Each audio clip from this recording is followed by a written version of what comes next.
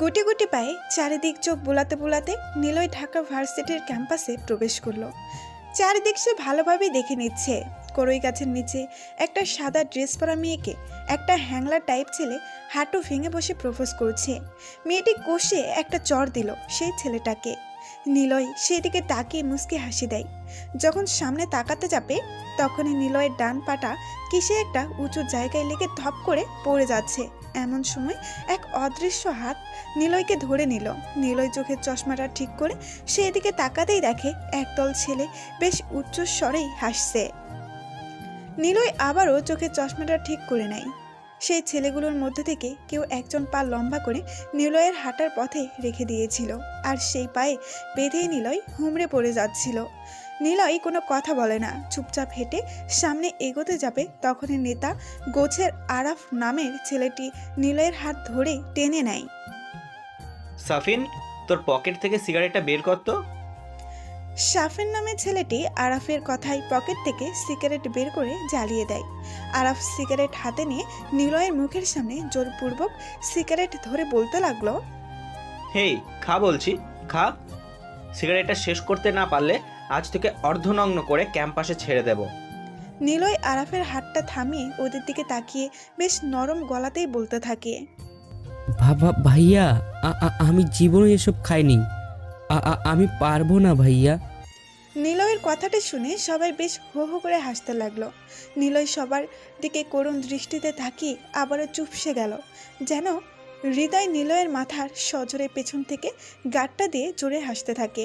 সোহাগ নিলয়ের মাথাটা বেশ জোরে চেপে ধরে নিলয়ের মুখে সিগারেট গুজে দিয়ে বলে, তোর 14 গোষ্ঠী খাবে আজ। তুই খাবি না মানে? ভাই কি বললো শুনতে পাস নাই? টান টান সিগারেট টান বলছি। নিলয়ের ঠোঁটে সিগারেটের আগুন লেগে ঠোঁটের কিছুটা পুড়ে যায়। নিলয় কান্না করতে থাকে। আরাফ জোরে নিলয়ের মাথায় চড় দিয়ে বলে, ওই যে মেয়েটা আসছে ওর সামনে যাবি আর ওর ওড়নাটা জোরে টান দিবি। যা এখন। ভাই আমি পারবো না। কথাটা বলার পরই আরাফ নিলয়ের গালে চর বসিয়ে দেয়। সকালের উদ্দিন আংশিক তাপ মিশ্রিত রোদ নিলয়ের চোখে বরাবর পড়ছে। নিলয়ের চোখ লাল হয়ে আসছে। কিছু বলতে চাইছে বারবার, কিন্তু আর পেরে উঠছে না। সেই শক্তিটা মৃত্যুপ্রায় শুধু ফ্যাল করে সামনে দাঁড়িয়ে থাকা লোকজনকে দিকে তাকাচ্ছে। ও আজ প্রথম নিলয় র্যাগিংয়ে পড়েছে। কেমন যেন সব অনুভূতিহীন হয়ে আসছে তার। রাগ কাকে বলে এর আগে নিলয় জানতো না। এভাবে ঢাকা ভার্সিটিতে অ্যাডমিশনের পর এমন হবে নিলয় তা ভাবতেই পারেনি। নিলয়ের কাঁধে শাফিন হাত রেখে বলে, এটাকে কি করব ভাই? এক কাজ কর, ওর গায়ের জামা খুলে নেই। আরে না না, বেচারা তাহলে ল্যাংটা হয়ে ঘুরে বেড়ায়। কথা কস কেন এত তুই? গায়ের জামা খুলে ওর মেয়েদের ওই ড্রেস পরিয়ে দে। ওই ড্রেস মানে কোন ড্রেস রে শাওন? ভাই, ওই যে আজকাল সব মডার্ন মাইয়া আছে না, নাইট পার্টিতে পরে যায়, অর্ধেক খোলা অর্ধেক ঢাকা থাকে। আরে ওই যে সামনে ঢাকা ফেঁসে খোলা যেগুলা, সেইগুলার কথা বলছি। ওদের মা বাপ নাই মনে হয়, দেখেই মনে হয় কি ফতের ফকির, ভিক্ষা করে টাকা জমায়, আর সেইটা দিয়ে দর্জির দোকানে পড়ে থাকা ছেঁড়াচুড়ো কাপড় কিনে রাইতের অন্ধকারে জামা সেলাই করে। না হলে সামনের অর্ধেক ঢাকা আর পেছনের সব খোলা হবে কেন? কি বিচ্ছিরি অবস্থা। যাই হোক, সেরকম কিছু একটা পরিয়ে দেব। তোরা পারিসও বটে। যা, ড্রেস রানা লাগবে না, অন্য কিছু নিয়ে আয়। কি আনবো ভাই, গোবর নাকি? আরে ওই মুজিব, দাঁড়া। জি ভাই। আসার সময় মোবিলও আনিস। হা হা হা, ঠিক আছে ভাই। মুজিব চলে গেল। নিলয় খুব বাজেভাবে রাগিংয়ে ফেসে গেছে, কিন্তু ওর কিছু করার নেই। নিলয় একবার কেবল মুজিবের চলে যাওয়ার দিকে তাকিয়ে নিল, আরেকবার আশেপাশে তাকিয়ে দেখতে লাগলো কেউ এদের দিকে ফিরেও তাকাচ্ছে না। নিলয় কাঁদতে কাঁদতে আরাফকে বলে, আমাকে মাফ করে দিন ভাইয়া, প্লিজ। ভাইয়া আমি তো শুধু পড়াশোনা করার জন্য এই শহরে ক্যাম্পাসে এসেছি। আমি আপনার কিছুই করিনি ভাইয়া, আমার সাথে এমন করছেন কেন? প্লিজ ভাইয়া এমন করেন না। কোথাও ভুল করে থাকলে বলেন ভাইয়া, আমি এখনই তার পা ধরে ক্ষমা চেয়ে আসছি। কিন্তু আমার সাথে এমন করবেন না ভাইয়া। আগামীকাল আমার পরীক্ষা আছে ক্লাসে ভাইয়া, আমাকে ছেড়ে দেন, পড়তে হবে। এখন আমাকে। আমি আপনার ছোট ভাইয়ের মতো। নিলয়ের কথা শুনে সবাই হো হো করে হাসতে লাগলো। নিলয় কোনো কথা বলতে পারছে না। ক্যাম্পাস থেকে টেনে নিয়ে ওরা পেছনের দিকে চলে আসে নিলয়কে নিয়ে। অনেক উৎসুক জনতা ওদের পেছন পেছন আসতে থাকে। কেউ কোনো কথা বলতে পারে না, কারণ সবাই আরবকে বেশ ভালো করেই জানে ও চেনে। আরব প্রভাবশালী ঢাকা শহরের নাজেম মেয়রের ছেলে, সেই সাথে ওই চাচাও এই ঢাকা ভার্সিটির চেয়ারম্যান। আরব তৃতীয় বর্ষের ছাত্র হয়েও ছোট বড় সব ছেলে, এমনকি মেয়েদেরও বাজেভাবে জার্ক করে। কোনোদিন কেউ কিছু বলতে পারে না। কিছু বললেই আরব আর ওর সাথে থাকা ছেলেগুলোকে তাকে প্রচণ্ড রকম যন্ত্রণা দিতে থাকে। আর প্রথম দিনই নিলয় এভাবে ভেসে যাবে ওদের কাছে তা কল্পনা করতে পারেনি। একটু পর মুজি পাশে দূরে দাঁড়িয়ে থাকা অনেক স্টুডেন্ট আজকেও মজা দেখতে এসেছে। প্রতিদিন আরাফ কোনো না কোনো মেয়ে কিংবা ছেলেকে এভাবে ধরে নিয়ে রাগ করে। কি রে মুজিব, এত দেরি হয় নাকি আনতে? ভাই, দুটো ডিমও আনছি। বাহ, মাথায় তোর মাল আছে রে, স্বীকার করতে হবে। Good, very good. খেলা শুরু করেন তাহলে ভাই, দেরি কিসের আর? ওদের বলা কথাগুলো কানে বিষের মতো বিটছে নিলয়ের। বুকের ভেতর কেমন যেন করছে ওর। মনে হচ্ছে যেন বুকের ভেতরে সব কিছু সরে সরে যাচ্ছে। ঝরঝর উঠেছে বুকের মাঝে আজ, গলা শুকিয়ে আসছে। ভয়ে শুধু ওদের দিকে তাকিয়ে ঢোক গিলছে নিলয়। বুকের ভেতরে ধুকপুক্রম বেরিয়ে চলেছে। শুরু তো করতেই হবে। মুজিব, জি ভাই। যা ব্যাটাকে ধর। আর শাওন, যা সবাইকে ডেকে আনে এদিকে, সবাই এসে দেখুক। শাওন কিছু সময় পর অনেকগুলো ছেলে মেয়েদের ডেকে এনে নিলয়ের সামনে দাঁড় করিয়ে দেয়।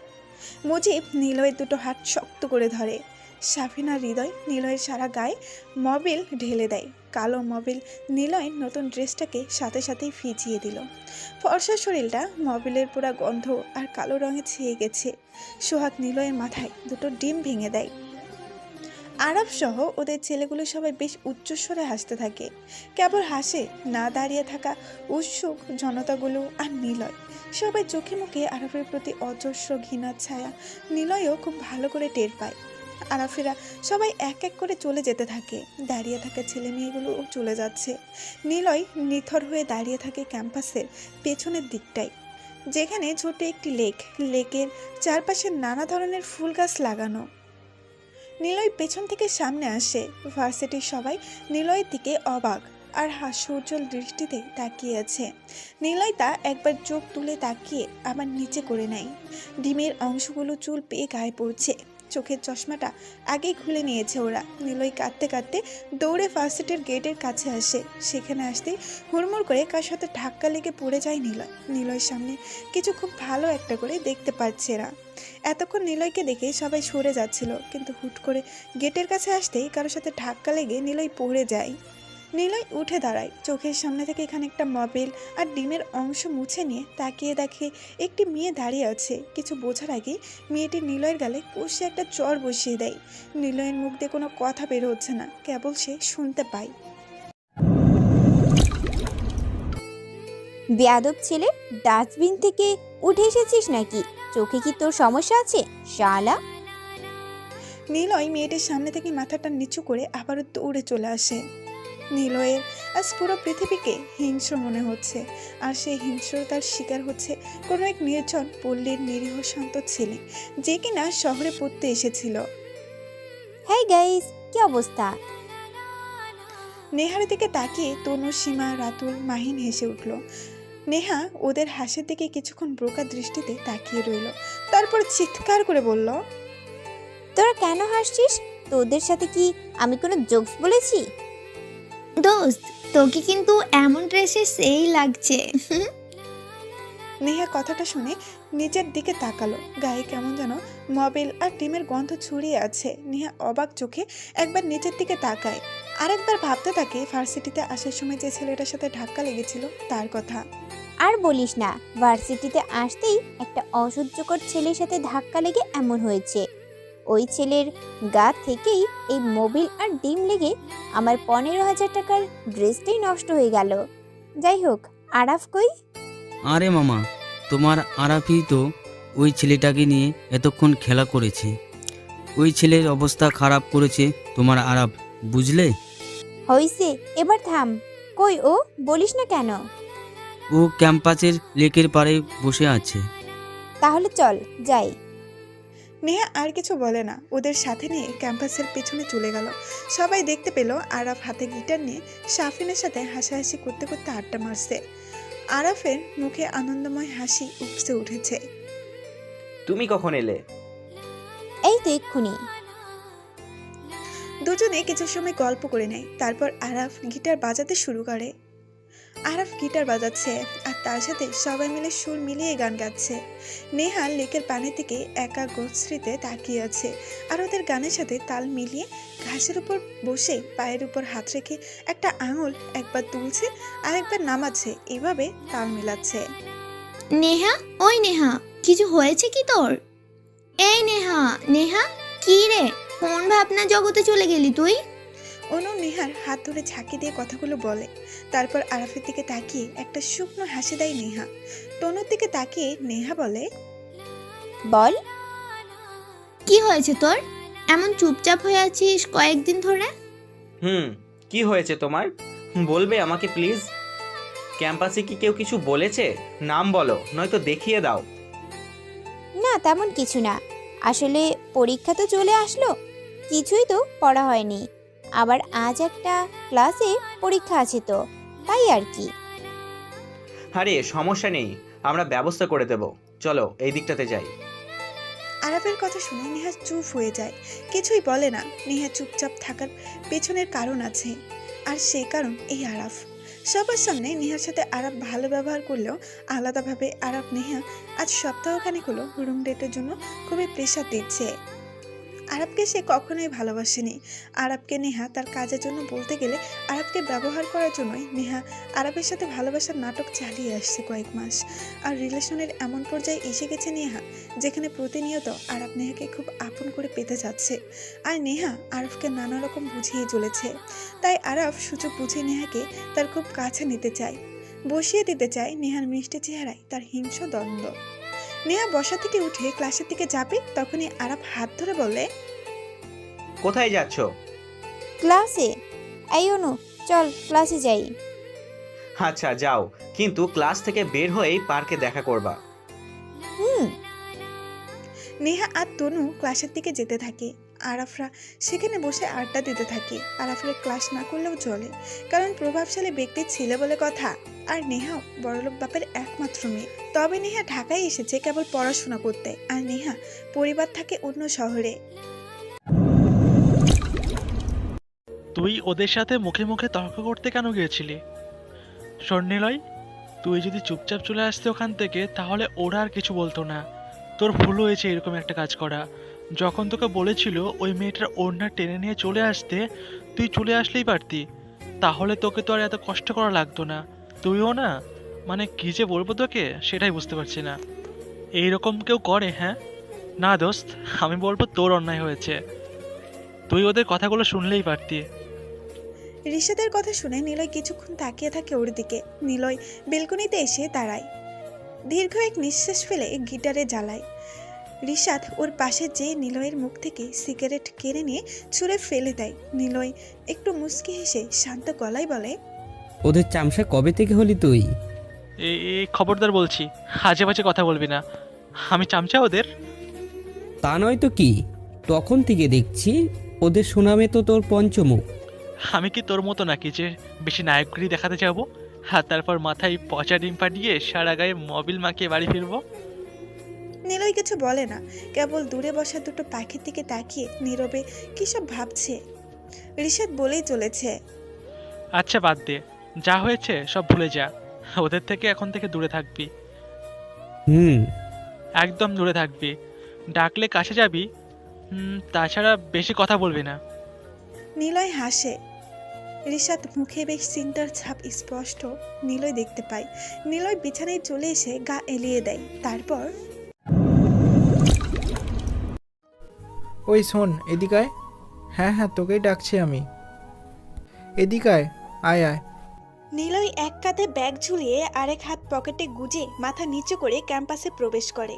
ধীর পায়ে হাঁটতে থাকে নিলয়। তখনই নিলয়কে উদ্দেশ্য করে আরাফের ডান হাত শাফিন ডাকলো। নিলয় একবার পেছনে তাকিয়ে শিওর হয়ে নেয় ওকে ছাড়া অন্য কাউকে ডাকছে কিনা, কিন্তু না, তারা নিলয়কেই ডাকতে থাকে। নিলয় একটু তাড়াতাড়ি হেঁটে ওদের সামনে আসে। এসে দাঁড়াতেই শাফিন বলে উঠল, ভাই ওই বদপোলা আসছে। আরাফ চায়ের কাপটা বেঞ্চের উপর রেখে টি স্টল থেকে বের হয়ে এসে নিলয়ের দিকে তাকালো। সাথে আরাফের সাথে বেরিয়ে আসে মুজিব, হৃদয় আর সুহাগ।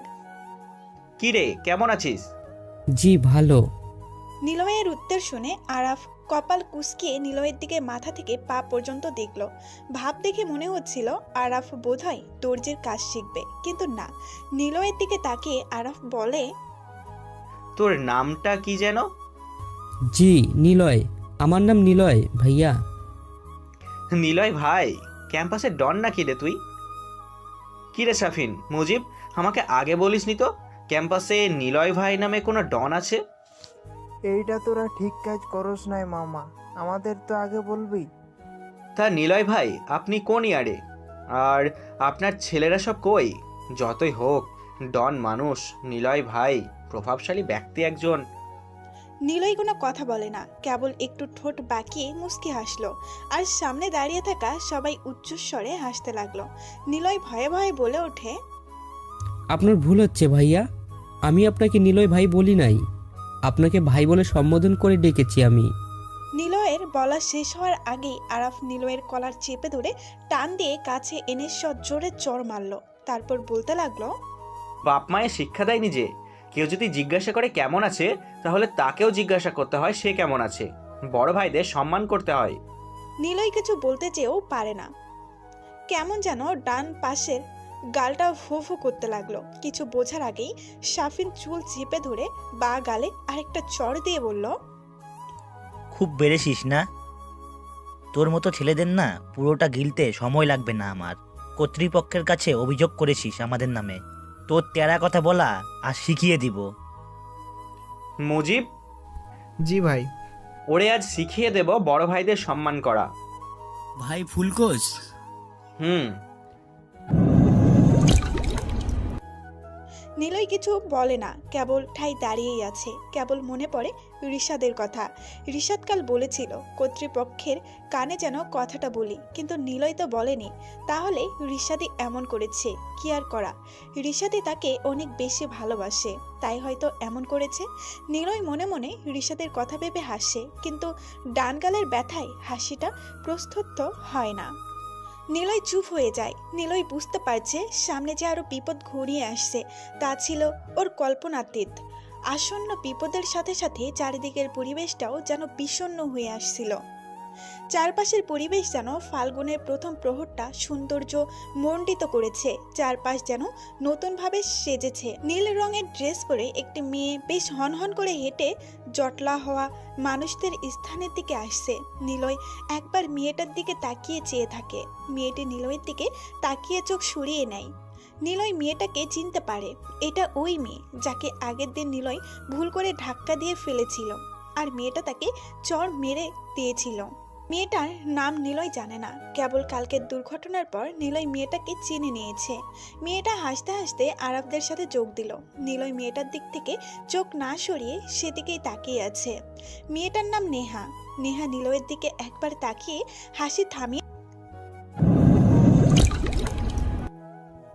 আজকের এই মুরগিটাকে কথাটা বলেই নেহা উচ্চস্বরে হেসে ওঠে।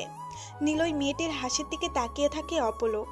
কেমন যেন বেহমান স্রোতের আবেগময়ী শব্দের কোলাহলে যার পাশ স্তব্ধ হয়ে নিলয়ের কানে কেবল নেহার হাসির ঝংকার বেজে চলেছে। আরাফ নিলয়ের দিকে তাকিয়ে তা বুঝতে পারে। আরাফ নিলয়ের কলার ধরে বলে, ওই হিরো, ওই যে একটা মেয়ে আসছে শর্ট স্কার্ফ পরা। আচ্ছা, কিসমিস খাইছস কখনো? জি জি জি ভাইয়া। হুম, আজ আবার খাবি। ওই যে দেখ দেখ ওই মেয়েরে। হ্যাঁ, ওরে গিয়ে তোকে করতে হবে। কি করতে হবে ভাই? কথাটা বলার সাথে সাথে একটা লাথি মারে শাফিন। নিলয় সিটকে পড়ে যেয়েও পড়ে না। শাফিন অবাক হয়। কতটা দূরে নিলয় পড়বে ভাবছিল, নিলয় তো পড়েইনি, বরং সেখানেই দাঁড়িয়ে থাকে। শাফিন বেশ জোর গলাতেই বলে, বুঝোস না নাকি খাইতে বলছে ভাই তোকে? খুব কাঁপছে এখনই। ভাইয়ের মুখ থেকে শুনতে চাস না কি করতে হবে? বলে দেন ভাই, ছেলের বয়স হয়েছে আর পাখাও গজিয়েছে। তখনই সবাই নিলয়ের উপর ঝাঁপিয়ে পড়ে, মারে ইচ্ছা মতো। মারার সময় কোনো জায়গায় কোনো বিচার আচার ছিল না। শারীরিক নির্যাতন ছেলেদের কিভাবে করা হয় সে সময় বুঝেছিল নিলয়। নিলয়কে সবাই গণপিটুনি দিতে থাকে। চোখ দুটো চলে যায় দাঁড়িয়ে থাকা মেয়েটার দিকে। নেহা নামের মেয়েটি একবার বলে ওঠে, আরাফ থামো প্লিজ, এমন করো না, ও মরে যাবে। এমন কেন করো তোমরা? নেহা এসে আরবদের সেখান থেকে নিয়ে চলে যায়। ভার্সিটির অনেক ছেলে মেয়ে দাঁড়িয়ে দেখতে থাকে নিলয়ের রক্তাক্ত শরীরটা মাটিতে পড়ে থাকতে। নিলয় কাশতে থাকে, মুখ দিয়ে লালা সহ রক্ত বের হতে থাকে। পেটের ব্যথায় আর দাঁড়াতে পারছে না ও। কথা বন্ধ হয়ে আসছিল, চোখ দিয়ে শুধু অঝোর ধারায় পানি ঝরছিল। নিলয় তলপেটে হাত দিয়ে পাগলের মতো মাটিতে গড়াগড়ি খাচ্ছিল। নিলয় কোনো একজনকে দৌড়ে আসতে দেখে অপরিচিত একটা মুখ। নিলয় শুনতে পায়, নিলয়, ঠিক আছিস তুই? তোর কিচ্ছু হবে না, আমি আসছি। নিলয় মুখ ও কণ্ঠটা বেশ ভালো করেই চেনে। ঋষাদ দৌড়ে আসে নিলয়ের কাছে। নিলয়ের হাত ধরে টেনে তুলতেই নিলয় দেখতে পায় আরও একজন এগিয়ে আসছে তাদের দিকে। নিলয় একটু অবাক হলেও কিছু বলতে পারে না। সেই একজনটা হলো নেহা। কিন্তু নেহা কেন এগিয়ে আসছে নিলয়কে বাঁচাতে? প্লিজ তাড়াতাড়ি ওকে হসপিটালে নিয়ে যান, চলুন আপনাকে আমি পৌঁছে দিচ্ছি। নিলয়কে সেদিন নিহা আর ঋষাদ হসপিটালে নিয়ে যায়। নিলয় কিছুদিন পর সুস্থ হয়ে ওঠে। নিলয় মেসে ফিরে আসে। এ কদিন ঋষাদ নিলয়কে অনেক বেশি কেয়ার করেছে। নিলয়, সরি রে, আমার জন্য তোর মার খেতে হয়েছে। আরে বাদ দে। আমি যদি বিচার না দিতাম তাহলে এত কিছু নাও হতে পারতো। প্লিজ তুই কিছু মনে করিস না, চল আমরা পুলিশের কাছে যাই। নিলয় কোনো কথা বলে না, কেবল একটু হাসে। গায়ের ব্যথা থাকায় জোরেও হাসতে পারছে না। ঋষাদ জানে নিলয়ের হাসির কারণ, তবুও নিলয়ের দিকে ভ্রু কুঁচকিয়ে তাকায় ঋষাদ। বোকার মতো প্রশ্ন করে, হাসিস কেন তুই? এমনি সিগারেট দে। মনে নেই সেদিন সিগারেট না খাওয়া নিয়ে আরবদের সাথে তো ঝামেলা হয়েছিল? সেদিন তো সিগারেট খাইতেও চাসনি, কিন্তু আমি তো জানি তুই সিগারেট ছাড়া চলতেই পারিস না। এসব বাদ দে, চল পুলিশের কাছে যাই। পুলিশ কি করবে? তাহলে কে করবে? তুই।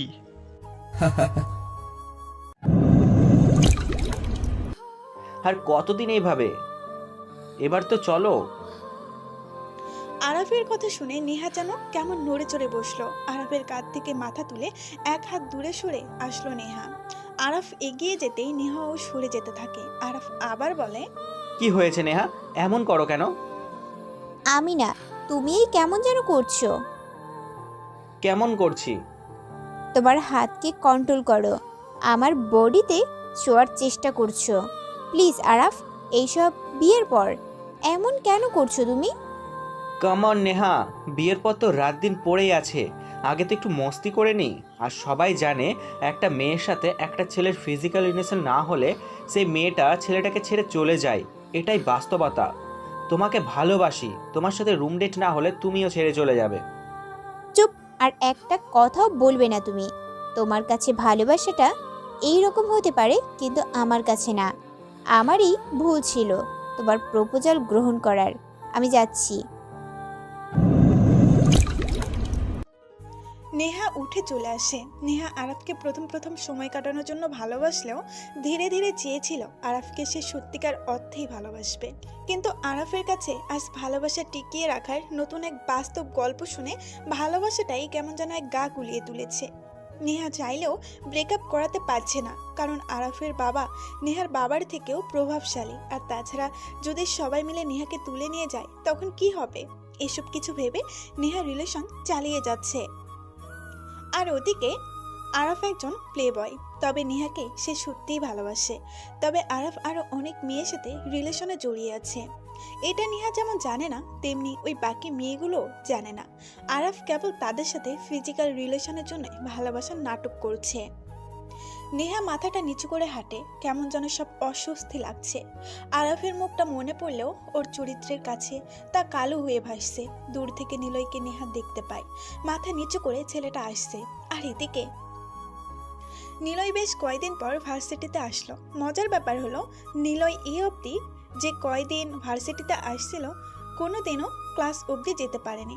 ক্যাম্পাসে আসাকালীন র্যাগিং এর শিকার হতে হয়েছে তারপর অপমান ফিরে আসতে হয়েছে, না হয় ফিরে আসতে বাধ্য করেছে তাকে। নিলয় মাথাটা নিচু করে এগিয়ে যাচ্ছে। ওই নিলয়, এদিকে আসো। নিলয় থমকে দাঁড়ায়। এই অবধি নিলয়কে এখনো কেউ নাম ধরে ডাকেনি বা এভাবে ডাকেনি। নিলয় ঘুরে তাকিয়ে দেখে নেহা নামের সেই মেয়েটি তাকিয়ে আছে নিলয়ের দিকে এবং হাত ইশারা করে ডাকছে। নিলয় ধীর পায়ে এগিয়ে যেতে থাকে নেহার দিকে। তখনই পেছন থেকে কে যেন নিলয়ের কাঁধে হাত রাখলো। নিলয় ঘুরে তাকাতেই দেখে আরাফ আর তার দলের ছেলেপুলেরা। নিলয় মাথাটা নিচু করে নেয়। কোথায় যাচ্ছিস? কোথাও না ভাইয়া। নেহার দিকে যাচ্ছিস না? হুম। নেহা, তুমি যাও এখান থেকে। কেন? বললাম না যেতে। দেখো আরাফ, ছেলেটাকে অনেক সমস্যায় ফেলেছ। ক্লাস করতে দাও ওকে ঠিক মতো। দিব না। আর এত দরদের কি আছে? চলে যাও। নেহা আর কিছু বলে না, নিলয়ের দিকে একবার তাকিয়ে চলে যায়। নিলয় সবার দিকে আরেকবার তাকিয়ে মনে মনে বলে, শালারা আবার এসেছিস।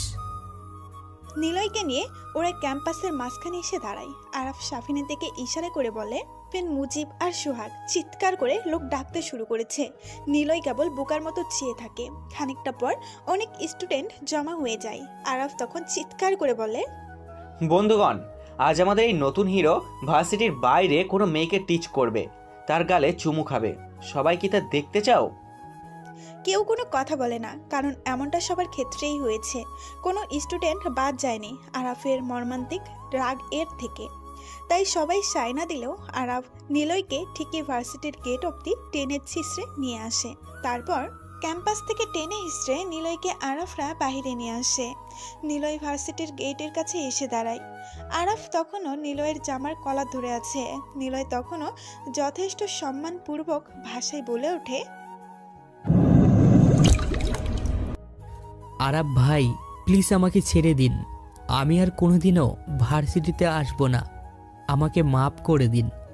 আমি কোনোদিনও আপনার সামনেও আসব না। ও হ্যাঁ, শোন হালারপুত, সামনে তাকা দেখ, অনেকগুলো মেয়ে আসছে। ওই মেয়েগুলোর মধ্যে যে টাইট পোশাক পরে আছে তাকে যে সরাসরি বলবি আপনার সাথে করতে চাই। জি ভাই, এসব কি বলেন? আমি পারবো না। কথাটা বলার সাথে সাথে নিলয়ের গালে শাফিন এসে চর বসিয়ে দেয়। আরাফ রেগে যে বলেই ফেলে, সালাম মা, যা বলছি তাই কর, না হলে তোর খবর আছে। আর শোন, আমাদের দিকে একদমই তাকাবি না, সোজা যাবি, বলবি আর চলে আসবি। নিলয়কে আরও একটি কোষে চর দিয়ে সবাই সেখান থেকে চলে আসে।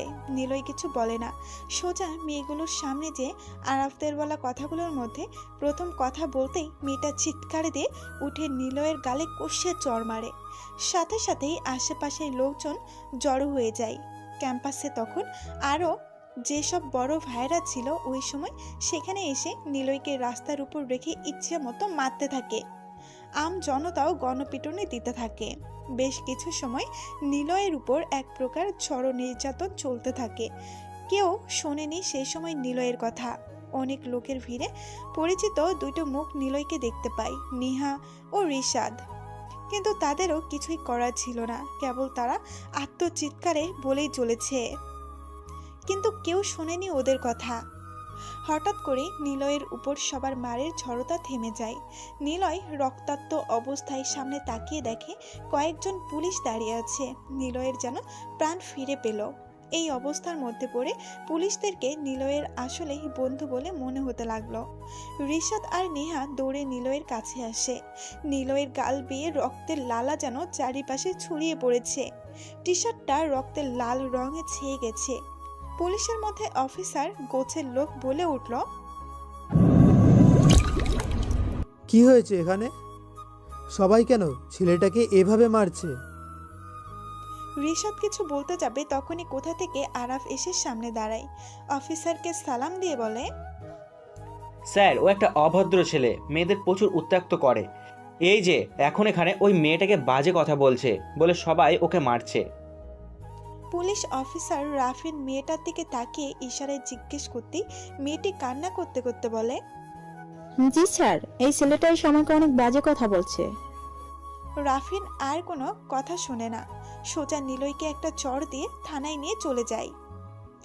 নিলয় থানায় বসে আছে, হেলান দিয়ে বসে কি যেন ভাবছে। অফিসার রাফিন খানিকটা অবাক হয় নিলয়কে দেখে, কারণ এখানে যতজন কয়েকদিন হয়ে আসে সবাই এতক্ষণে, স্যার আমি নির্দোষ, আমি কিছু করিনি, আমাকে ছেড়ে দিন, আর করবো না, এরকম কথা বলে কান্নাকাটি চিৎকার চেঁচামেচি করতে থাকে। কিন্তু নিলয় কারাগারের ভেতর দেওয়ালে হেলান দিয়ে এক কপা লম্বা ও আরেকটা পা খাটো করে একটা হাত সেই পায়ের উপর দিয়ে বসে আছে, একদম চুপচাপ। গাল বেয়ে কপাল ফেটে যাওয়ার রক্ত বের হচ্ছে তখনও। সেদিকে নিলয়ের কোনো খেয়ালই নেই। শেষমেশ অফিসার রাফিন তার সহ্য না করতে পেরে বলেই ফেলে, ওই ছেলে, তোর কপাল কেটে রক্ত বেরোচ্ছে তো, দাঁড়া ডাক্তার নিয়ে আসছি। দরকার নেই, মানে? আমি মেসেজে ডাক্তার দেখিয়ে নিতে পারবো। হোয়াট? তুই কি পাগল? তোকে কি ছেড়ে দেবে? হা হা হা হা। পাগলের মতো কথা না বলে বসে থাক। রাফিন ডাক্তার আনতে চলে যায়। একসময় ডাক্তার নিয়েও আসে। ভেতরে প্রবেশ করে ডাক্তার ক্ষত ড্রেসিং করে ব্যান্ডেজ করিয়ে চলে যায়। নিলয়কে রাফিন বলে, কি দরকার ছিল মেয়েদের টিজ করার? তোকে দেখে তো ভালো ঘরের ছেলে বলেই মনে হয়। হাসছিস কেন? যদি বলি আমি এমন কিছুই করিনি, তাহলে কি ছেড়ে দেবেন? দেব। তোকে দেখে মায়া হচ্ছে বড্ড। উপর দেখে কারো মায়াতে পড়তে নেই। মানে? মানে কিছুই না, আপনি মায়াতে পড়বেন, আর সেই মায়া কাটাতে অনেক বেশি সমস্যা। যেমন আপনি আপনার স্ত্রীর মায়াতে ওর সাথে ঝগড়া হওয়ার পরেও না পারছেন একা থাকতে, না পারছেন ওনার সাথে কথা বলতে। ওই ছেলে, তুই কিভাবে জানলি আমার বউয়ের সাথে ঝগড়া হয়েছে? আপনার কপালে দুটো চিন্তার ভাঁজ দেখে। কি মানে? নিলয় কোনো কথা বলে না, কেবল মনে মনে হাসে। নিলয় কেবল আন্দাজে ঢিল ছুঁড়েছে মাত্র, কিন্তু ঢিলটা এভাবে টার্গেটে লাগবে সেটা নিলয় নিজেও জানে না। পুলিশ অফিসার থানায় থাকা আয়নাতে নিজেকে একবার দেখে নিল। কপালে ওনার কোনো ফাঁস নেই। উৎসুক দৃষ্টিতে নিলয়ের দিকে তাকায় উনি। নিলয় জানে এখন রাফিন তাকে নানা রকম প্রশ্ন করবে, তাই সে প্রসঙ্গ ঘুরিয়ে বলতে থাকে, আমি নতুন, এই শহরের নতুন, ভার্সিটির নিতান্ত নতুন এক স্টুডেন্ট, খেটে খাওয়া বাবার গরিব সন্তান। খুব কষ্ট করে এখানে পড়তে এসেছিলাম, কিন্তু কপালের দোষে এই জাগ বাহিনীর পাল্লাতে পড়েছিলাম, যারা প্রতিনিয়ত তাদের কাছে আমার রক্তের খেসারত দিতে হচ্ছে। আপনাদের মতো পুলিশেরা ওদের কথা শুনে নিশ্চুপ হয়ে থাকেন। যারা জাগ দিয়েছিল তারাই ছিল প্রভাবশালী বাবার কুলাঙ্গার সন্তান। অমানুষের মতো নির্যাতন শিকার হতে হয়েছে আমার, এমনই আমার মতো নতুনদের। স্যার, এই ক্যাম্পাসের রেগিনের আরও অনেক ভয়ানক, আরও ভয়ঙ্কর ইতিহাস আছে। আপনারা তো কেবল বোবা থাকেন, আর যাকেই জাগ করা হয়েছে তাকেই এখানে ধরে এনেছেন। মেয়েটাকে আমি কিছুই বলিনি, জাস্ট জাগের জন্যই এসব কিছু হয়েছে। আপনারা পারবেন না কোনোদিনও কিছু করতে। ও, বুঝতে পারছি, তাহলে এটা আরবদেরই কাজ, কিন্তু কিছু করতে পারবো না। এতদিন কিছুই করেননি যখন, এখন করে কি হবে? যা করার আমরাই করি। মানে ওদের জাগ সহ্য করি। রাফিন কোনো কথা বলে না, কেবল চুপ হয়ে নিলয়ের দিকে তাকিয়ে আছে। ঠিক সেই সময় কালো স্যুট পরা, ভেতরে সাদা শার্ট, কালো টাই আর সাথে ম্যাচিং করা কালো প্যান্ট, হাতে নীল ফাইল ধরে আছে। রাফিন লোকটাকে বেশ ভালো করে চেনে। ওনার নাম আদনান, দেশের নামকরা একজন বড় ব্যবসায়ী, 10টা কোম্পানির মালিক আদনান সাহেব। রাফিন দেখে আরো কয়েকজন লোক ওনার পেছনে থানায় প্রবেশ করে, আর তারা সবাই উকিল। রাফিন এত সব নামি দামি লোককে একসঙ্গে দেখে বেশ ঘাবড়ে যায়। রাফিন সাথে সাথেই উঠে দাঁড়িয়ে আদনান সাহেবকে উদ্দেশ্য করে বলে, স্যার আপনি প্লিজ বসুন। কি খাবেন স্যার, ঠান্ডা না কফি? ওই কে আছিস, স্যারের জন্য ঠান্ডা নিয়ে আয়। আদনান সাহেব আংশিক মুখ বেঁকিয়ে রাফিনের দিকে একবার তাকায়, তারপর চেয়ারে হাত দিয়ে দাঁড়িয়ে বলে, রাফিন সাহেব, আমি বসতে আসিনি, এইমাত্র যাকে ধরে এনেছেন তাকে সারাতে এসেছি। আদনান সাহেব কথা শেষ করতে না করতেই রাফিন দেখে আরো দুইজন লোক থানায় প্রবেশ করে, নেহা ও রিশাদ। নেহা অবাক চোখে তাকায় রাফিনের সামনে আদনানকে দেখে। কে না চেনে তাকে, শহরের সবাই এই আদনানকে এক নামে চেনে। আর সেই বিশিষ্ট লোক নিলয়কে ছাড়াতে এসেছে। নেহা ভেবেই তো অবাক হচ্ছে। স্যার আগে বসুন প্লিজ, তারপরে কথা বলছি। নো মিস্টার রাফিন, এই নিন। আদনান সাহেব আর কোনো কথা বলে না, সোজা নিলয়ের জামিনের কাগজ রাফিনের টেবিলের সামনে রেখে দেয়। রাফিন আর নেহা সবাই বড় বড় চোখে তাকাচ্ছে টেবিলে রাখা কাগজের দিকে, আরেকবার তাকাচ্ছে স্যুট টাই পরা আদনান সাহেবের দিকে। রাফিন মনে মনে বহুবার বলেই ফেলেছে, কিন্তু ভদ্রতার খাতিরে কিছুই করতে পারছে না রাফিন। রাফিন তাড়াতাড়ি কাগজটা দেখে বলে, রহিম ভাই, নিলয়কে নিয়ে আসুন। নিলয় আসে, সবাই নিলয়ের দিকে তাকিয়ে আছে। ইনোসেন্ট মুখশ্রী, গোল গোল দুটো চোখ, ঢল ঢল চাহনি নিয়ে নিলয় আসে। সবাই অবাক হয়ে তাকায়, কেবল রিশাদ বাদে। আদনানের সাথে থাকা লোকগুলোও ভাবে, কিন্তু কেউ কিছু জিজ্ঞাসা করার সাহস পায় না। নিলয় আসতেই আদনান সাহেব বলে, নিলয়। সবাই আদনান সাহেবের কথা শুনে ওনার দিকে তাকায়, আর স্পষ্ট দেখতে পায় আদনানের চোখের কোণে পানি। নিলয় মুচকি হাসে, কিন্তু আদনান সাহেব হাসে না। নিলয় আদনানের দিকে একবার তাকিয়ে রিশাদের পাশে দাঁড়িয়ে থাকা নেহার দিকে তাকিয়ে শুকনো একটা হাসি দেয়। আদনান বলে, আরবদের আমি দেখছি। না, তার কোনো দরকার নেই, রাফিন সাহেব আছে তো, উনিই দেখবে। আদনান আর কোনো কথা বলে না, রাফিনের দিকে তাকিয়ে এক তীক্ষ্ণ দৃষ্টি দেয়। রাফিন বুঝে নিয়েছে তার কি করতে হবে। আদনান আর দাঁড়ায় না, নিলয়ের দিকে কয়েকবার তাকিয়ে আদনান সোজা চলে আসে থানা থেকে। নিলয় ধীর পায়ে এগিয়ে এসে রাফিনকে বলে, বলেছিলাম না স্যার, আমি ম্যাচে যেয়ে ব্যান্ডেজ করে নিব। নিলয় আর কোনো কথা না বলে সেও থানা থেকে চলে আসে। রাফিনের মনে হাজারটা প্রশ্ন নিলয়কে নিয়ে, কিন্তু সে প্রশ্নগুলো করার একদমই সুযোগ পায় না। তবে রাফিন জানে এখন তার কি করতে হবে, সোজা ভার্সিটিতে যেতে হবে, তারপর বাকিটা সেখানেই দেখা যাবে কি হবে। তারপর কালো রঙের 4 জন পুলিশ সহ জিপ গাড়িটা ভার্সিটির মধ্যে প্রবেশ করে। কিছু সময় আগে ঘটে যাওয়া ঘটনাগুলো সবাই এখন মুখে মুখে, তাই পুলিশ আসবে এটাই স্বাভাবিক। আর সবাই জানে পুলিশ এসে আসামির বিরুদ্ধেই কথা বলবে, তাই সবাইকে আরাফের ভয়ে মিথ্যে কথা বলা ছাড়া কোনো উপায় নেই। কারণ রাত শেষে ঠিকই ভার্সিটিতে সবার আসতেই হবে।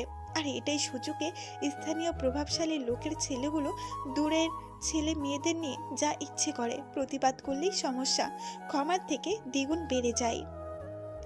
রাফিনের গাড়িটা যখন ভার্সিটির প্রসঙ্গে এসে থামে, তখন সবাই সেদিকে তাকিয়ে আছে।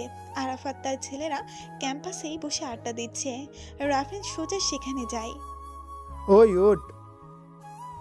আরাফের উদ্দেশ্যে বলা কথাটা আরাফ প্রথমে শুনেও খেয়াল করেনি, কিন্তু বাকিরা ঠিকই শুনে চুপ হয়ে যায়। রাফিন জামার কলার ধরে আরাফকে টেনে তুলতেই ভার্সিটি যেন তখন এক থমথমে পরিবেশ বহন করে। সবাই চুপ হয় এবং উৎসুক হয়ে সেদিকেই তাকিয়ে আছে। আরাফ হেসে দিয়ে বলে, অফিসার, আপনার বুকে সাহস আছে দেখছি, কিন্তু যেটা করছেন না এর ফল কিন্তু অনেক খারাপ হবে। কথাটা শেষ করতেই রাফিন আরাফের গালে কষে চড় দেয়। আরাফের পাশে থাকা দলের ছেলেরা রাফিনের দিকে ছুটে আসে, কিন্তু আরাফ তা আটকে নেয়। আরাফ জোরে হেসে ওঠে। রাফিন বলে, আজ শেষবারের মতো তোকে বলছি, এরপরে আর যদি একটা স্টুডেন্টকেও কোনো প্রকার জার্ক করেছিস তোরা, তাহলে দেখিস আমার থেকে খারাপ কেউ হবে না। আরে অফিসার, এই অবধি কেউ কিচ্ছু করতে পারেনি, আর আপনি তো কোথাকার কোন পুলিশ? জাস্ট একটা ফোন কলে আপনাকে সোজা বিভাগ থেকে ছাড়া করে দেব। আইনের শিকলে হাত বাঁধা, না হলে তোকে এখানেই মেরে রেখে দিতাম। তোদের আজকেই থানায় নিয়ে থেরাপি দিতাম, কিন্তু তোদের পাস্ট হিস্ট্রি শুনে খারাপ লাগলো, তবে তোদের সাথে খুব দ্রুতই আমার আবার দেখা হবে। মাথায় রাখিস, নিলয়ের সাথে যেটা করেছিস সেটার ফল তোদেরকে হাড়ে হাড়ে টের পাওয়াবো আমি। স্যার, আমরা না দিলেও ক্যাম্পাসে অনেক আছে, তাদের কিভাবে ঠেকাবেন? শাফিন বিদ্রুপের একটা হাসি দিয়ে রাফিনের দিকে তাকিয়ে বলল কথাটা। রাফিন জানে আরাফও এই এলাকার প্রভাবশালী একজন নেতার ছেলে, বেশি ওভার রিয়াক্ট করে লাশও তার পড়ে যেতে পারে। তবে রাফিন বলে, কি করে ঠেকাবো? পিছনে লাঠির ডান্ডা পড়লে এমনিতেই সব ঠান্ডা হয়ে যাবে। তোদের এসব নিয়ে কষ্ট করে ভাবতে হবে না, কেমন? রাফিন আর দাঁড়ায় না, সোজা চলে আসে। ক্যাম্পাস শুদ্ধ লোক রাফিনের দিকে তাকিয়ে আছে। এই 5 বছরে এইরকম ঘটনা প্রথম ঘটল, কিন্তু আরাফ থেমে থাকার মানুষ না। ফোন বের করে তার বাবা ও চাচাকে সবটা বলল। ক্যাম্পাসের গেটের কাছে আসতেই নেহার সাথে আরিফের দেখা। রাফিন জিপ থেকে নেমে নেহার সামনে যেয়ে দাঁড়ায়। নেহা ফ্রু কুঁচকিয়ে তাকায় রাফিনের দিকে। রাফিন কোনো ফোনিতা ছাড়াই বলে, আপনি তো গিয়েছিলেন থানায় নিলয়কে দেখতে। আদনান সাহেবকে চেনেন? তাকে কেই না চেনে। আরে আমি বলতে চাইছি নিলয়ের সাথে ওনার কি সম্পর্ক? আমিও জানি না। মানে আপনার না ফ্রেন্ড? সেটাও জানি না। আরে ম্যাডাম, তাহলে দেখতে গিয়েছিলেন কেন? জানি না। উফ, জানেনটা কি? কিছু না। ওকে, নিলয়ের ঠিকানাটা দিন। সরি মিস্টার, সেটাও জানি না আমি। অ্যাকচুয়ালি আমার সাথে নিলয়ের এখনো কথাই হয়নি। ওকে আমার বিএফ মেরেছিল বলে দেখতে গেছিলাম। নেহা চলে আসে। রাফিন বোকার মতো কিছুক্ষণ তাকিয়ে থেকে চলে আসে ভার্সিটি থেকে। নেহা ধীর পায়ে ক্যাম্পাসে এগিয়ে যায়। আরাফ নেহাকে দেখেই ডাক দেয়। নেহা সেই দিকে যায়। আরাফের কাছে যেতেই আরাফ বলে, তুমি নিলয়কে কেন দেখতে গিয়েছিলে? এমনি। এমনি মানে? কি সম্পর্ক তোমার সাথে ওর? আমি একটা জিনিস খেয়াল করেছি, ওকে কিছু বললেই তুমি বাধা দাও। কোথাও এমন নয় তো তুমি আর ও প্রেম করছো? আরাফের গালে নেহা একটা জ্বর বসিয়ে দেয়। আরাফ চোখ বড় বড় করে নেহার দিকে তাকিয়ে আছে। সবাইকে কি তোর মতো খারাপ মনে হয়? তোর মতো কি অন্যদের সাথে আমি প্রেম করে বেড়াবো? বেয়াদব ছেলে, কি মনে করিস? হ্যাঁ, তুই অন্যদের সাথে প্রেম করবি আর সেটা আমি জানবো না? আর আমাকে ডেটিং এর ভালোবাসা দেখাতে আসিস, তাই না? নেহা কথাগুলো শেষ করে গটগট করে হেঁটে ভার্সিটি থেকে বের হয়ে আসে। আরাফ গালে হাত দিয়ে নেহার চলে যাওয়ার দিকে তাকায়। শাফিন বলে ওঠে, ভাই এটা কি হলো? সবটা হয়েছে ওই নিলয়ের জন্য। ওকে পায় একবার, ওকে মেরেই ফেলবো। ভাই, রাফি আর নেহা দুজনেই আজ তোমাকে চড় মেরে গেল। সময় খারাপ যাচ্ছে, কাল থেকে জাগ বাড়িয়ে দেব। আর এখনই ঘোষণা করে দে, যে শালা পুলিশের কাছে কমপ্লেন করবে তাকে ভার্সিটি ছাড়া করব। আরাফের কথা মতো সোহাগ আর মুজিব সারা ক্যাম্পাসে কথাটা জানিয়ে দেয়। সবাই বুঝে নিয়েছে কাল থেকে তাদের কপালে অনেক খারাপ কিছু ঘটতে যাচ্ছে। রাফিন নিলয়ের ম্যাচের সামনে দাঁড়িয়ে আছে। সেদিনের ঘটনার পর নিলয়ের ম্যাচ খুঁজে বের করতে রাফিনের সময় লেগেছে 15 দিন। রিশাদ ম্যাচের সামনে দাঁড়িয়ে থাকা পুলিশ অফিসারের সামনে যায়। স্যার, আপনি এখানে? নিলয়ের সাথে কথা বলতে আসলাম। আচ্ছা, ভিতরে আসুন। রাফিন নিলয়ের রুমে আসে। এটা কোনো ম্যাচ বললে ভুল হবে, 5 তলা একটা বাড়ি। নিলয়ের মুখের ম্যাচ শুনে নিলয়ের ঠিকানা খুঁজে বের করতে অনেক বেশি সময় লাগে ওর। এই পুরো বাড়িতে খুব একটা লোক নেই বললেও চলে। বাড়িটা ভেতরেই একটি ছোট চায়ের দোকান। একজন বয়স্ক লোক সেই দোকানে চা বিক্রি করেন, আর 2টো ফ্যামিলি থাকে নিচতলাতে, আর উপরে বাকি তলাতে কেউই নেই। সবটা জুড়েই নিলয় আর রিশাদের থাকার জায়গা। রাফিন যখন প্রবেশ করে তখন চারিদিক বেশ ভালোভাবেই তাকাতে তাকাতে যায়। সিভিল ড্রেস পরা, তাই ফ্যামিলির লোকজন খুব একটা কিছু মনে করেনি। নিলয়দের ফ্ল্যাটে যায় ওরা। নিলয়ের রুমের কাছে আসে, দরজাটা খোলাই আছে। রাফিন আর রিশাদ রুমে প্রবেশ করে। 2টো এসি, 2টো বেড, 2টো সিলিং, একটা 32 ইঞ্চি স্মার্ট এলডি টিভি, বড় একটা ফ্রিজ, বেশ গোছালো ও পরিপাটি একটি বড় রুম। রাফিন হাবার মতো তাকিয়ে সবটা দেখে নিল, কারণ নিলয় নিজেই বলেছিল সে গ্রাম থেকে এসেছে। খেটে খাওয়া গরিব বাপের ছিল, বহু কষ্টে পড়াশোনা করতে এখানে এসেছে। তাহলে এত কিছু কিভাবে আসলো, কোথায় পেল, কেউ? রাফিনের মনে প্রশ্নগুলো বারবার ঘুরপাক খাচ্ছে। সে এসেছিল আদনানের রহস্য বের করতে, আর এসেই আরো বড় রহস্য পড়ে যাবে রাফিন তা ভাবতেই পারেনি। রাফিন ভেবেছিল হয়তো ভাঙাচোরা একটা ম্যাচ থাকবে, কুড়ে ঘরের মতো রুম থাকবে, কিন্তু না, রাফিন যা ভেবেছিল তার কিছুই এখানে নেই। এসব কিছু কি নিলয় নাকি রিশাদের, জানতে হবে। রাফিন বিড়বিড় করতে থাকে। কখন যে নিলয় সামনে এসে দাঁড়িয়েছে রাফিন তা জানে না। নিলয় বলে, আরে স্যার আপনি? নিলয়, কেমন আছো তুমি? তোমাকে দেখতে আসলাম। জি স্যার ভালো। তা ভাবি কেমন আছে? ঝগড়া মিটেছে? রাফিন হাসে, তবে অবাক হয় নিলয়ের এখনো সেই কথা মনে আছে দেখে। রাফিন বলে, সব ঠিক। তুমি কি আসলেই ভালো আছো? জি স্যার। কিন্তু এমন পরিস্থিতিতে তোমার তো মানসিক চাপে থাকার কথা, মেন্টালি অনেক প্রবলেম হওয়ার কথা। আসলে স্যার আমি মেন্টালির দিক থেকে অনেক স্ট্রং তো, তাই। রাফিন ঘুরে বেড়ায় রুমে। রাফিনের মনে হাজারটা প্রশ্ন, কিন্তু কিভাবে শুরু করবে বুঝতে পারছে না। নিলয় জানে রাফিন তাকে কি জিজ্ঞেস করবে, কিন্তু নিলয় বলে, আদনান সাহেব আমাকে কেন ছাড়িয়ে এনেছিল সেটাই জানতে এসেছেন? কারণ আমি ওনার গ্রামের ছেলে, আর এই বাসাটা ওনারই। আমাদের বাড়ির পাশে ওনার গ্রামের বাড়ি, সেখানে ওনার মা বাবা থাকেন, আর ওনাদের সাথে আমার মা বাবার দারুণ সম্পর্ক। উনি যান সেখানে, আর সেখান থেকেই পরিচয় ওনার সাথে, ব্যাস, আর কিছুই না। ও, রাফিন এতক্ষণে সব বুঝতে পারে। নিলয়ের সাথে আরো কিছুক্ষণ কথা বলে চলে আসে সেখান থেকে। রাফিন চলে যেতেই রিশাদ বলে, তুই ওনাকে মিথ্যা কেন বললি? মিথ্যে কি বললাম? গ্রামেই তো থাকতাম নাকি? আরে সেটা তো অনেক আগের কথা। বাদ দে, আরবের কি খবর বল। আরে সেটা তো অনেক আগের কথা। নেহার সাথে ঝামেলা চলেছে, তবে ইয়াগও করেছে খুব। গুড, এটার জন্যই তো আমার ভার্সিটিতে আসা। যত বেশি জাগ করতে ততই সে এগিয়ে। এগিয়ে যাবে মানে? কোথায় এগিয়ে যাবে? মৃত্যুর দেশে। যাই হোক, ফোন দে মাসুমের কাছে। কেন? আরে দে না। নিলয়, তুই আবার শুরু করলি তো। আমি এখনই ফোন দিয়েছি, তবে মাসুমের কাছে না। তাহলে কোথায়? আচ্ছা বাদ দে, ভার্সিটিতে যাব। কি? নিলয় কোনো কথা বলে না। বিছানায় বালিশের নিচে থাকা সিগারেটের প্যাকেট থেকে সিগারেট বের করে প্যাকেট থেকে লাইট নিয়ে জ্বালিয়ে টানতে থাকে। রিশাদ এসে সিগারেট মুখ থেকে কেড়ে নিয়ে বাহিরে ফেলে দেয়। নিলয় হাসতে হাসতে বিছানায় বসে। রিশাদ বলে, তোকে আর ভার্সিটিতে যেতে হবে না, তুই এখনো সুস্থ না। আর তাছাড়া তুই গেলে ঝামেলা বাঁধবেই, ওরা ভালো না। হাসিস কেন? আমি ভালো তো। রিশাদ নিলয়ের প্রশ্নের উত্তর দেয় না, কেবল এক দীর্ঘশ্বাস নিয়ে নিলয়ের পাশে যেয়ে বসে। তারপর নিলয়ের দিকে তাকিয়ে রিশাদ বলে, দেখ নিলয়, কেউ না চিনলে আমি তোকে ঠিকই চিনি। ভয় হচ্ছে রাফিন আরবদের শাসিয়ে এসেছে বলে। এবার নিশ্চিত খুব বড় রকমের ঝামেলা হবে।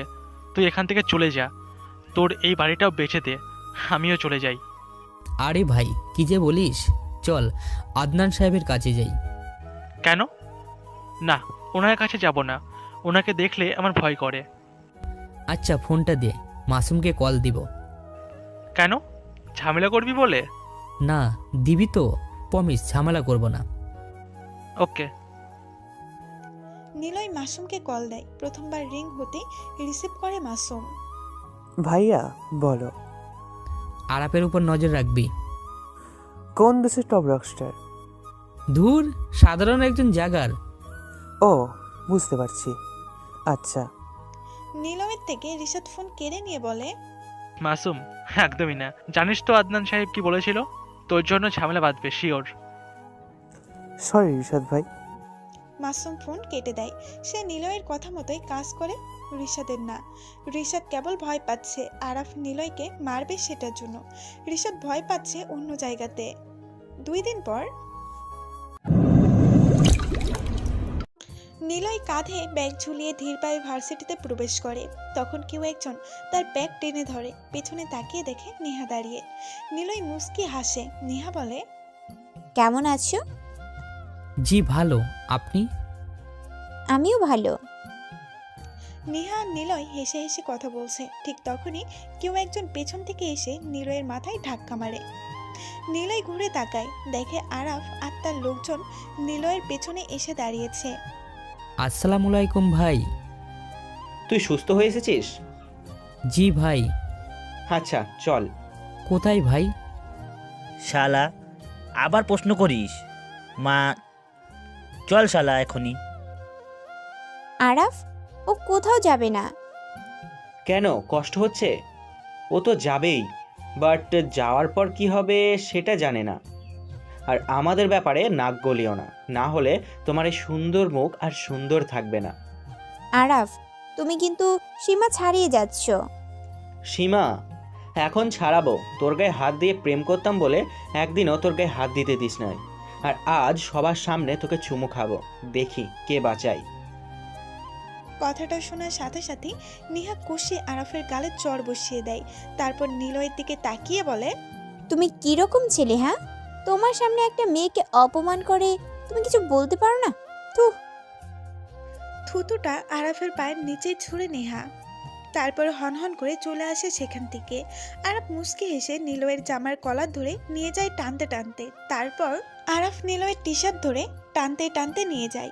ভার্সিটির সবাই ওদের দিকেই তাকিয়ে আছে। নিলয় কারো দিকে তাকানোর সুযোগ পাচ্ছে না, কেবল বারবার বলছে, ভাই আমাকে ছেড়ে দিন প্লিজ। আমি কি ক্ষতি করেছি আপনাদের? আমাকে দয়া করে ছেড়ে দিন ভাই, প্লিজ। নিলয়ের কোনো কথা শুনে না। ক্যাম্পাসের ঠিক মাঝখানে একটি জামরুল গাছের গোল চত্বরে নিয়ে যায় নিলয়কে। ভার্সিটির সব স্যার, ম্যাম আর স্টুডেন্টরা এক দৃষ্টিতে তাকিয়ে আছে সেদিকে, কিন্তু কেউ আরাফের সামনে এসে নিলয়কে বাঁচানোর চেষ্টা করছে না। ওর কাজিন ছাড়া বাকি সবার মুখে এক প্রকার দুশ্চিন্তা ও বিষণ্ণের ছাপ। আরাফরা গোল চত্বরে যেয়ে বসে, আর নিলয় ওদের সামনে দাঁড়িয়ে আছে। ওই কুত্তার বাচ্চা, পুলিশের কাছে নালিশ দিতে খুব মজা লাগে তাই না? আমার নামে বিচার দিয়েছিস, তোর কত বড় সাহস? আমি দেখতে চাই কি ভেবেছিস তুই পুলিশ এসে আমাকে ধরে নিয়ে যাবে? ডাক শালা তোর পুলিশকে, দেখি ওর কত বড় সাহস আমাকে ধরে নিয়ে যায়। সালাম্মা।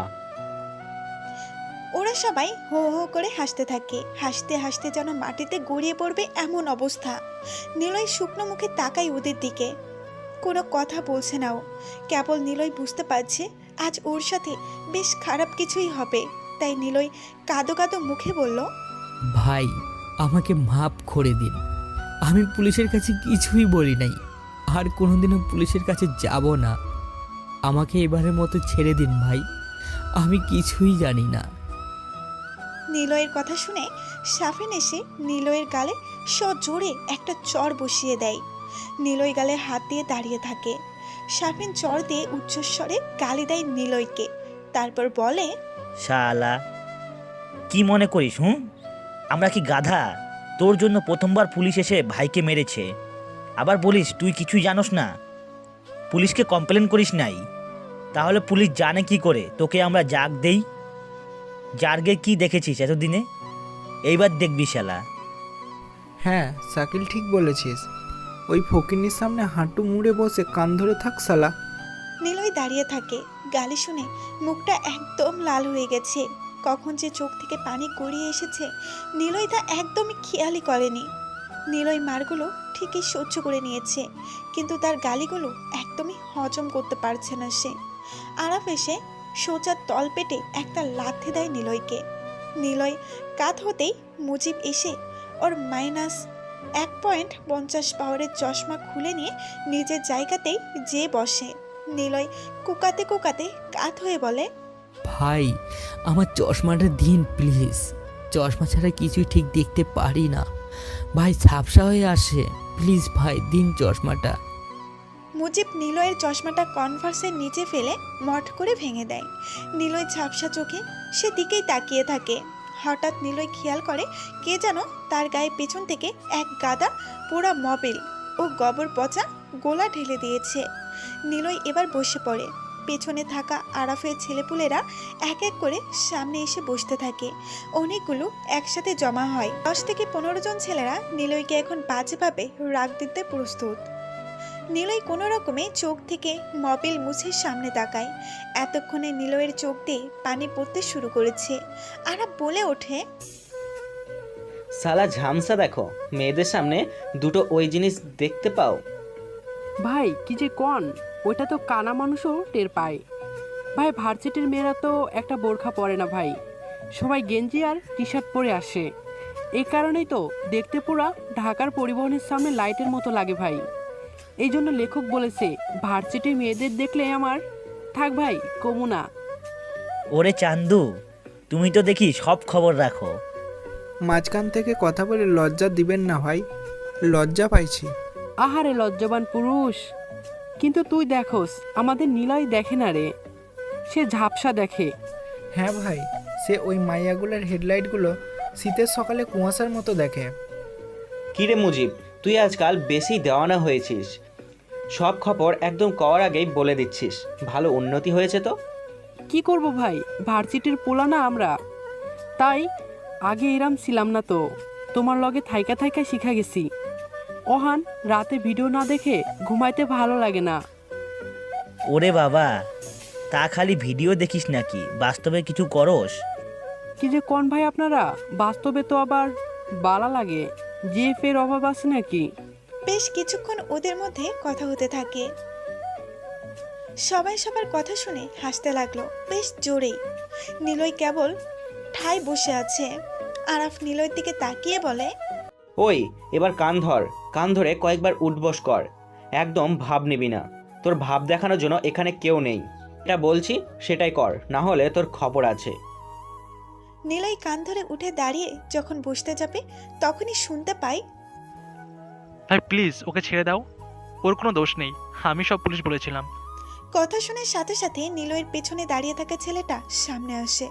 নিলয় দেখে এটা রিশাদ, কিন্তু ও এখানে আসবে নিলয় জানেই না। হঠাৎ আরাফ এসে রিশাদের গালে চড় দিয়ে বলল, ওই তুই আমাকে আপনি বলে সম্বোধন করলি না কেন? আরাফের কথা শুনে রিশাদ নিলয়ের দিকে তাকায়। নিলয় মোবাইল মুখে সামান্য এক প্রস্তুত হাসি দিয়ে রিয়াদকে ইশারা করে আপনি বলতে। রিশাদ মাথাটা নিচু করে নেয়। নিলয় ভেবেছিল রিশাদ এই বুঝি বলবে নে শুরু কর, কিন্তু না, এমনটা হয়নি।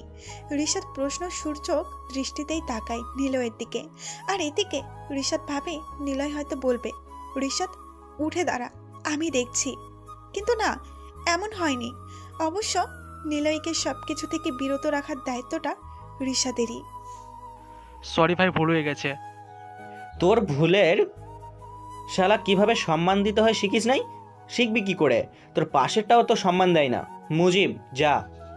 কোথায় যাব ভাই?